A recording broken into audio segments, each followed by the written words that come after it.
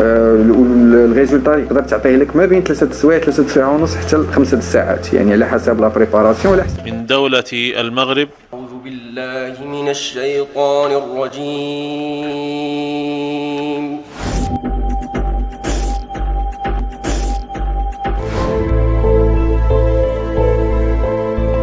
C'était tout simplement pour me livrer des victuailles. يو يوتيوب، السلام عليكم، نتمنى تكونوا كاملين بخير، كاملين جالسين ديالكم بسلام تام ان شاء الله. نخرجوا من هذه المحنه هذه كونوا فقط متفائلين وايجابيين. بالنسبه لنا الجداد، معكم جلال يوسف، مغربي مقيم بفرنسا وبالضبط سنازير. مرحبا بكم في هذه القناه اللي كنبارطاجيو فيها الايجابيات، كنشروا فيها الوعي، كنبارطاجيو فيها السفر والاكتشافات والمغامرات، ايضا شويه ديال الضحك والنشاط ولا بد منه. الفيديو ديال اليوم الاخوان نشوفوا فيه الاختراع مغربي. مخترع مغربي اخترع وطور جهاز ديال الكشف عن الفيروس واللي بواحد الطريقه سريعه جدا، وهذا يقدر يساعدنا باش نكثروا من لي تيست. وايضا مغربي مع القوات المسلحه الملكيه المغربيه حصل على المركز الاول في جائزه الامير السلطان الدوليه للقراء العسكريين في نسختها السادسه. وايضا نشوف السلطات في العاصمه الرباط دايرين المراقبه بالدرون باش يضبطوا حظر التنقل الليلي. وباش نختموا لنا فيديو الاخوان بالتضامن المغربي مع المغاربه ومع الاجانب. فما تنسوش الاخوان دعموا هذا الفيديو بجيم باش تبان لكم وندير الناس الاخرين، ونبارطاجيو الابداع والاختراع المغربي، ونبارطاجيو المغربي اللي ربح الجائزه الاولى للقراء العسكريين، وايضا السلطات اللي قايمه بالواجب عن طريق الدرون والتضامن المغربي. وندوزو دابا نشوفوا الاختراع المغربي.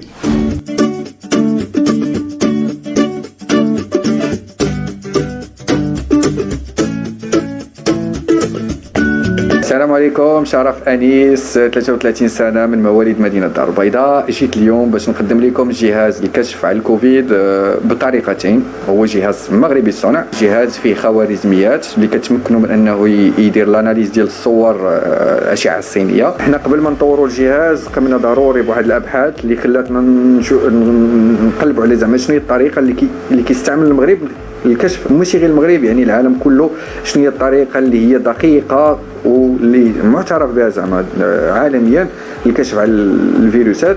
لقينا انه كاينه في المغرب لا بي سي ار، وحتى كيديروا سكانير، يعني كيديروا سكانير ديال التوراسيك باش يقدروا انه منه يديروا استنتاجات واش ديك لا بيرسون فيها كوفيد ولا ما فيهاش. لا ماشين ديالنا في لا بارتي بي سي ار عندها 16 بي، يعني كتقدر دير 16 تيست دقه واحده.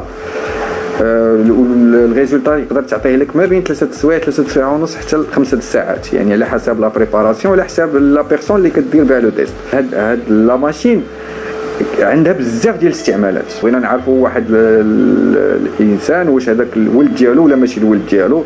ضروري كناخذوا عينه من الادي ان، كنديروا لها التدخين ديالها، نديروا لها ديناتوراسيون، ليبريداسيون، لي لونغاسيون، انسي دو سيت. المهم كنتبعوا لي زيتاب ديال لا بي سي ار، وفي الاخر كيخرج لنا واحد المحلول اللي كيقدر يمكننا نعرفوا واش هذاك الدري واش ولد هذاك السيد. جاونا بزاف ديال ردود الافعال اللي كانت ايجابيه من عند الاطباء والمختصين في المجال اللي كنشكرهم بزاف من هذا المنبر. يعني نقدروا نديروا لها انتاج محلي مغربي، اتوليي صغير نقدروا نصايبوا فيه على الاقل واحد 10 ديال لي ماشين في النهار. الا كان عندنا اوزين راه نقدروا نصايبوا واحد 10000 بياس باغ جور. فعاود باغ اكزومبل غادي تخرج واحد 5000 دولار ولا 4000 دولار ولا 2500 دولار باش تاخذ جهاز ديال لا بي سي ار في الوقت الحقيقي، يعني خصك تانفيستي. الوغ الجهاز ديالنا يقدر الثمن ديالو رخيص بزاف، يعني 5 المرات ولا 6 المرات اقل من المارشي انترناسيونال. يعني حنا الهدف ديالنا من هذا الجهاز ماشي هو الربح ديال المال ولا اكثر ما اننا بغينا زعما نعاونوا نقولوا ان المغرب فوالا عرفنا شنو المكونات ديال الجهاز، عرفنا كيفاش كيخدم. هذا الاختراع الاخوان يساعدنا حنا كمغاربه اولا باش نزيدوا نكثروا في لي تيست. فراسي ان في المغرب مددوا فتره الحجر الى 10 يونيو، ولكن هذا راه في صالح الشعب وفي صالح الصحه ديال المواطن. الدوله كتفكر في الصحه ديال المواطن قبل الاقتصاد، ولهذا الاخوان الصبر الصبر الصبر ثم الصبر، وان شاء الله سنخرجوا منتصرين من هذا الوباء. ما خصش الناس يستهتروا، وكل شيء يحترم التعليمات الصحيه ويدير الوقايه ديالو وما يخرج الا للضروره القصوى. هادشي كامل عارفين الاخوان، ولكن واش المغرب كامل كيحترم هاد التعليمات ولا لا؟ وايضا باش ما نطيحوش في نفس الاخطاء اللي طاحوا فيه الدول الاخرى، مثلا بحال كوريا الجنوبيه رفعوا الحجر من بعد رجعوا ليه. وايضا كما شفتوا معايا في الفلوق ديال البارح في سنازير هنايا في الشاطئ، الناس كيتبحروا، الناس خرجوا عادي. واللي مازال ما شاف الفلوق يدخل يتفرج فيه باش يشوف الاجواء في فرنسا، الاجواء في سنازير كي دايرين عادي كأن شيئا لم يقع. وراه يقدروا يرجعوا للحجر ولكن على حساب الجهات المتضرره. يعني هادشي اللي كنديرو حنا سي ان لوازير، سي ان بليزير. يعني كتجي للدار من ورا وقيت الخدمه، من ورا 4 ولا 5، يعني كيكون عندك وقت كبير فارغ، وعاد عندك السبت والحد اللي تقدر انك ديفلوبي فيه وتخدم فيه على بروجي ديالك. اي كنتمنى ان يعني كما قلت القنوات التلفزيونيه تشجع هذا النوع ديال الناس، كما كنديروا برامج ديال لا كويزين والطبخ، ولكن نقدروا نلقاو وقيته اخرى نديروا برنامج نجيبوا ناس لي ميكر ونقولوا لهم فوالا بغيناكم تصيبوا لنا هاد لا ماشين. تخلي حتى الدراري الصغار اللي كيتفرج في التلفازه انه كيشوف واحد الجهاز عجبو. والفكره اللي قال على البرامج ديال الاختراعات يكونوا في التلفازه فكره رائعه جدا، وبالفعل لان حتى الاطفال او الدراري الصغار هذه كبروا بواحد العقليه ديال انهم خصهم يخترعوا ويبدعوا ويديروا شي حاجه في حياتهم. نتمنى توصل هذه الرساله ديال المسؤولين. وندوزو دابا نشوفوا القارئ العسكري اللي حصل على الرتبه الاولى في جائزه امير السلطان الدولي للقراء العسكريين. المتسابق المقدم المصطفى بن إبراهيم الزهراوي من دولة المغرب، ويتسابق في الفرع الرابع برواية ورش.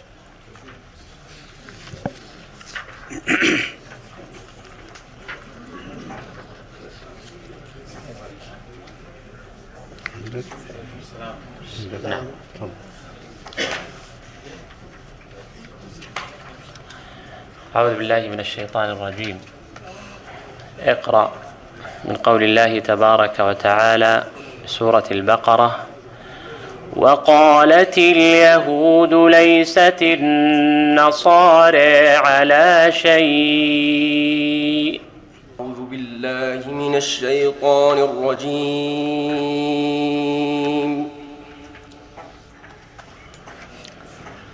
وقالت اليهود ليست النصارى على شيء. وقالت اليهود ليست النصارى على شيء وهم يتلون الكتاب. وقالت النصارى ليست اليهود على شيء وهم يتلون الكتاب. كذلك قال الذين لا يعلمون مثل قولهم،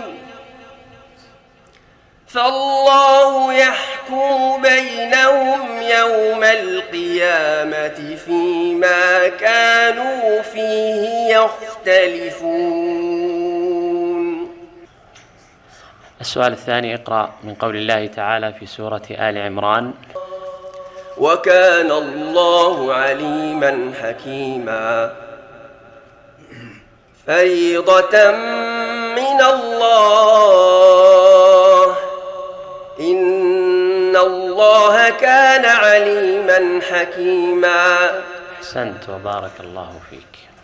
تحيه كبيره للقارئ مصطفى الزهراوي اللي على الرايه ديال المغرب. كاينين بزاف ديال المغاربه اللي دائما متفوقين ودائما كيكونوا في المراكز الاولى في المسابقات ديال تجويد القران. وندوزو دابا نشوفوا السلطات في العاصمه الرباط اللي دايرين المراقبه بالدرون لضبط حظر التجوال الليلي.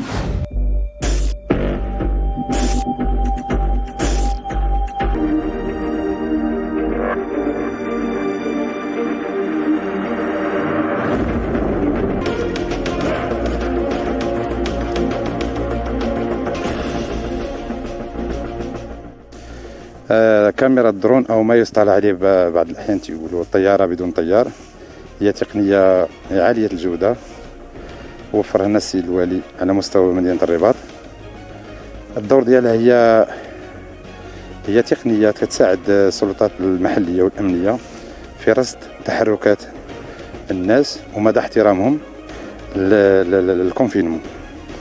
دونك راك شفتوا كيفاش شفتوا معنا كيفاش أنها كتوفر واحد الصورة عالية الجودة، ويتم ربط الاتصال بالسلطات المحلية والأمنية للتحرك خاصة في الأماكن في الأسطح وبعض الأزقة، ويتم ربط الاتصال بالسلطات المحلية والأمنية للتحرك لعين المكان ومراقبة مدى احترام الناس والتزامهم بالدخول لمنازلهم والبقاء في منازلهم.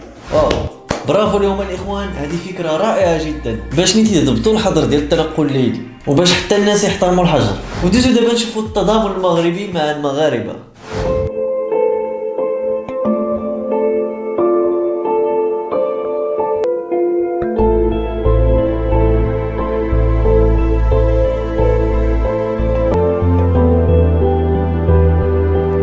الأعضاء ديال مجموعة شباب الخير مباشرة بعد الإعلان عن الحجر الصحي خدينا على العاتق ديالنا هو أننا نكون جنود مجندة من أجل مد يد العون للأسر والعائلات اللي هي متضررة بهذه الجائحة هذه.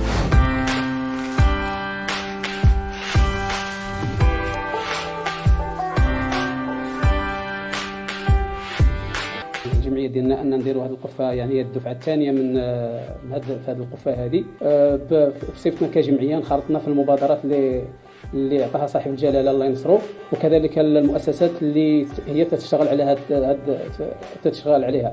كذلك احنا انخرطنا في الجمعيه ديالنا بالامكانيات المتاحه لنا، وبغينا وفرنا لهاد القفه لهاد الناس هادو.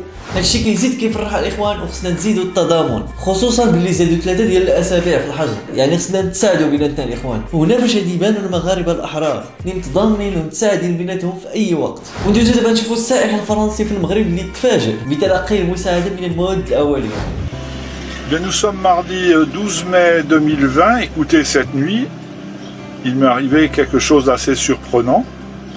J'ai été simplement réveillé à 3h10 du matin par une quinzaine de personnes volubiles, joyeuses, en pleine nuit. Je me suis dit, mais c'est quoi? C'est une blague? Ben, ce n'était pas une blague, c'était tout simplement pour me livrer des victuailles que voici. C'est 10 kilos. Donc là, on a déjà 25 kilos de victuailles. Ensuite, un carton bien rempli. Et ça pèse, hein. دائما كنفتخروا بالمغرب وكنفتخروا بالمغاربه اللي كيتضامنوا وكيتساعدوا مع الناس. الا وناسينا الفيديو الاخوان، نتمنى ان عجبتكم وبارطاجينا هاد الحوايج الزوينين على المغرب. فما تنساوش تدعموا الفيديو بجيم باش تبان ريكوموند ديال الناس الاخرين، وبارطاجيو هاد الحوايج الجميله على المغرب. فشكرا لكم على الدعم وعلى التعليق الايجابيه وعلى المتابعه ديالكم. فتهلاو في راسكم، تهلاو في والديكم، تهلاو في الصحه ديالكم، ودائما دائما دائما الوقايه خير من العلاج، فيروس كورونا. على مولانا.